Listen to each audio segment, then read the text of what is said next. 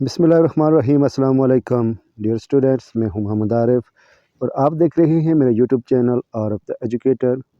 Dear students, आज हम Allama Iqbal open university MA MEd level course code 837 educational research का lecture number 5 पढ़ेंगे, जिसका अनवान है साइंसी तहकीक के तरीके।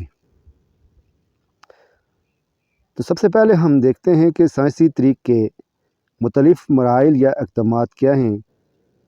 इसके लिए जो सवाल पूछा जा रहा है वो ये है कि सवाल की तश्कील या मसले का इंतखाब जो इसका तरीक़ाकार है, उसमें जो सबसे पहले चीज़ देखी जाती है साइंसी तरीक़ार या साइंटिफिक रिसर्च जो है, इसमें जो सबसे पहला मरहला है वो ये है कि सवाल की तश्कील या मसले का इंतखाब कैसे करना है। साइंसी तरीक़ाकार तहकीक का सबसे पहला मरहला सवाल की तश्कील है, जिसे हम मखसूस मुशाहदे की तशरीह भी कह सकते हैं। मसलन आसमां का रंग नीला क्यों है, क्या आवाज़ पानी की निस्बत हवा में ज़्यादा तेज़ी से सफ़र करती है, वगैरह वगैरह। सवाल की तश्कील करते वक्त कुछ सवाल या मसले की अहमियत को मद्देनज़र रखना चाहिए। आमतौर पर ऐसे मसले या सवाल का इंतखाब किया जाता है जो फौरी हल का मुतकाज़ी हों। सवाल की तश्कील या मसले के चुनाव के बाद इनकी मुकम्मल तारीफ़ की जाती है और बाद अज़ां इस पर तहकीक शुरू कर दी जाती है। फिर इसका जो दूसरा मरहला है वो है मालूमात का असूल या मुशाहिदा। अब सवाल की तश्कील के बाद इसके दूसरे मरहले की तरफ बढ़ा जाता है, जिसमें उस सवाल को मद्देनज़र रखते हुए मुख्तलिफ़ जो चीज़ें हैं उनका मुशाहिदा किया जाता है। साइंसी तरीक़ाकार का दूसरा मरहला मुशाहिदा यानी तश्कील शुदा सवाल के मुताबिक मालूमात का असूल है। मुशाहिदा करने वाला किसी चीज़ को जब अपने ख्वास खमसा के ज़रिए महसूस करता है तो उसका तजस्सुस बढ़ जाता है। वो अपने मुशाहिदे को मुअस्सर बनाने के लिए मुख्तलिफ़ साइंसी आलात ज़राए का इस्तेमाल करता है। इन आलात का इस्तेमाल इस वक्त ज़रूरी हो जाता है जब इंसान ख्वास खमसा हक़ाइक़ को वाज़ेह तौर पर समझ नहीं सकते। फिर जो इसका तीसरा मरहला है वो जी मफरूज़े की तश्कील। अब हम इसके तीसरे मरहले की तरफ बढ़ते हैं, देखते हैं कि मफरूज़े की तश्कील क्या है और किस तरीके से ये की जाती है। मफरूज़ा एक ऐसा क़ियास या अंदाज़े को कहते हैं जिसकी बुनियाद वो इल्म है जो साइंस की तश्कील करते वक़्त या मसले का चुनाव इंतखाब करते वक़्त हासिल किया जाता है, जिसके ज़रिए हमारी कायनात के किसी भी मुशाहिदे किए गए हिस्से की वज़ाहत की जा सकती है। बाज़ औक़ात मफरूज़े की तख़सीस भी की जा सकती है। मसलन मुश्ती सियारे के मदार के बारे में आइंस्टाइन की पेशगोई वगैरह वगैरह। बरहाँ ये भी कहा जा सकता है कि ज़िंदगी की नामालूम मखलूक़ात को समुद्र की गैर रफ़ाशुदा गहराइयों में तलाश किया जाए। अदाद शुमार के बारे में मफरूज़े को शुमारियाती मफरूज़ा कहा जाता है और इसके ज़रिए किसी इलाके की आबादी के मतलब क़ियास राय की जाती है। मसलन किसी इलाके के लोगों में एक ख़ास बीमारी की मौजूदगी की शरह, उस ज़िमन में इस अंदाज़ा लगाया जा सकता है कि एक नई दवा के ज़रिए इस बीमारी का इलाज किया जा सकेगा। शुमाराती मफरूज़े के हवाले से दो इस्तिलाहात इस्तेमाल की जाती हैं, एक का नाम सफ़री मफरूज़ा और दूसरे का नाम मुतबादिल मफरूज़ा कहते हैं। एक सफ़री मफरूज़ा इसके क़ियास को ज़ाहिर करता है कि शुमारियाती मफरूज़ा गलत और छोटा है। मसला ये कि नई दवा बिल्कुल बेकार है, लोग महज़ इत्तेफ़ाक से तेज़ाब हो गए हैं। मुहक़्क़ीक़ीन आम तौर पर यह ज़ाहिर करना चाहते हैं कि सफ़री मफरूज़ा गलत होता है। इसके बरक्स मुतबादिल मफरूज़ा मतलूबा नताज पर मुश्तमिल होता है।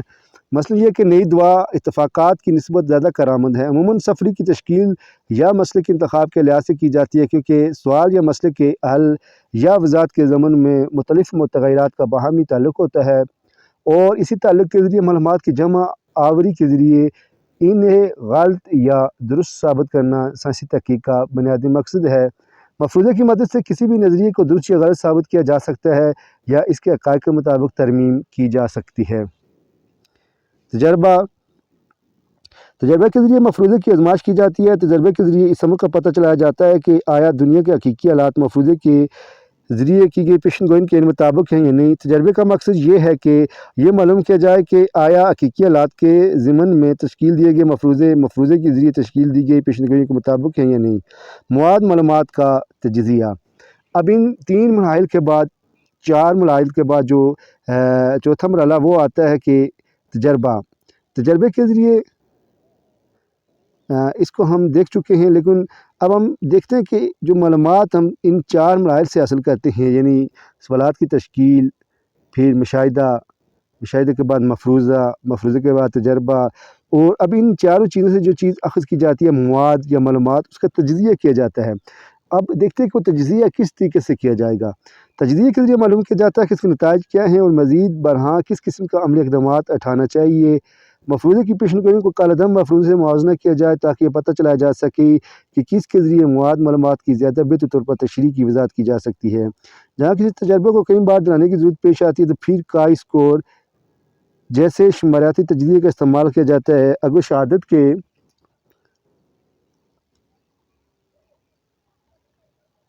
ذریعے مفروضہ غلط ثابت ہو جائے تو پھر ایک نئے مفروضے کی تشکیل درکار ہوتی ہے۔ مزید برہاں اگر تجربے کے ذریعے مفروض تصدیق ہو جائے لیکن شہادت زیادہ پر اعتماد نہ ہو تو مفروضے کے ذریعے تشکیل دی گئی پیشن گوئی کو لازمی طور پر آزمائش کی جاتی ہے۔ یہ عمل بھی دلچسپی سے خالی نہیں کہ ایک مفروضے کی شہادت کے ذریعے بھی بھرپور طریقے سے تصدیق ہو جاتی ہے تو پھر اسی موضوع پر نئی آگاہی اور ادراک کے حصول کے لیے ایک نیا سوال تشکیل دے دیا جا سکتا ہے۔ اس عمل سے کئی مراحل کے دوران اگر سائنسدانوں کی طرف سے شہادت بذات خود تجزیہ شامل کیا جا سکتا ہے۔ یہ عمل بھی ذہن نشین کر لینا چاہیے کہ سائنسی تحقیقات کے ذریعے تحقیق کے زمین میں مندرجہ بالا مراحل کی تکمیل کے بعد متجزل مراحل کی بھی لازمی حیثیت رکھتا ہے تاکہ سائنسی تحقیقات کے ذریعے تحقیق کا عمل بھرپور ہو۔ تجربات کا اعادہ نئے مفروضے کے لیے نقطۂ آغاز اگرچہ موجودہ نتائج اخذ کرنے کے لیے ایک تجربے کو دہرایا نہیں جا سکتا۔ اس سے مراد یہ ہے کہ بنیادی نتائج غلط تھے، اس سے یہ نتیجہ اخذ کیا جا سکتا ہے کہ ایک ہی تجربے کو کئی دفعہ دہرایا جا خاص طور پر اس وقت تجرباتی غلط ضمن میں محدود متغیر ہوں گے۔ اگر ہم حیرت انگیز نتائج درکار ہوں تو پھر دیگر سائنس بھی بذات خود ان کے نتائج کو دہرانے کی کوشش کر سکتی ہے، خاص طور پر اس وقت جب ان کے نتائج کے لیے اپنے آپ کو اہم سمجھتے ہوں۔ نتائج کی اشاعت ہم عصری سائنسدانوں کا نظریہ ہے جب نظریے تجربے کے نتائج اخذ کیے جائیں تو ان کی اشاعت کر دی جائے تاکہ ہم سائنسی بھی ان تجربوں کو تجزیہ کر سکیں، غیر جانب طور پر تنقید بھی کی جا سکے۔ معلومات کا اندراج اور دوسرے سائنسدانوں سے اشتراک عمل سائنسدانوں کو چاہیے کہ وہ تمام مواد کو اپنے پاس نہایت احتیاط کے ساتھ اندراج کریں تاکہ وہ دوسرے کے تجربات کی اعادے کے وقت اپنے تصورات کو زیادہ سے زیادہ کم کر سکے۔ نئے سائنسدانوں کو چاہیے کہ وہ اپنے نتائج سے ان دوسرے سائنسدانوں کو آگاہ کریں جو ان کے نتائج کا اعادہ کرنا چاہیں۔ سائنسی تحقیق کے نمونے اس وقت سائنسی تحقیق کے دو نمونے پائے جاتے ہیں، مثالی نمونہ اور عملی نمونہ۔ سب سے پہلے ہم دیکھتے ہیں کہ سائنسی تحقیق کے لیے جو نمونے استعمال کیے جاتے ہیں اس میں مثالی نمونے کیا ہے۔ یہ نمونہ ارسطو کی طرف سے اخذ کیا گیا ہے جس نے قیاس کو درست استدلالیت کے درمیان فرق واضح کیا۔ مزید برہاں اس نے استخراجی ڈیڈکٹیو اور استقرائی انڈکٹیو طریقوں کی بھی وضاحت کی۔ عملی نمونہ 1877 میں چارلس سٹین سپیرس نے اپنے اس موقع کا اظہار کیا کہ سائنسی تحقیق کا مقصد یہ نہیں کہ سچائی کی تلاش کی جائے بلکہ اس کا مقصد یہ کہ حیرت، شکوک و شبہات اور ناتوقعیت کو ترک کرتے ہوئے ایک پراعتماد نظریے کی طرف پیش رفت کی جائے اور یہ نظریہ انسان ایسا ہو جو کہ اس کی بنیاد پر مزید عملی پیش قدمی کی جا سکے۔ ڈیئر اسٹوڈنٹس، یہ تھا آج کا لیکچر جو اختتام پذیر ہوا۔ اس کے ساتھ ہی آپ سے اجازت چاہتا ہوں۔ وما توفیقی الا باللہ۔ السلام علیکم، خدا حافظ۔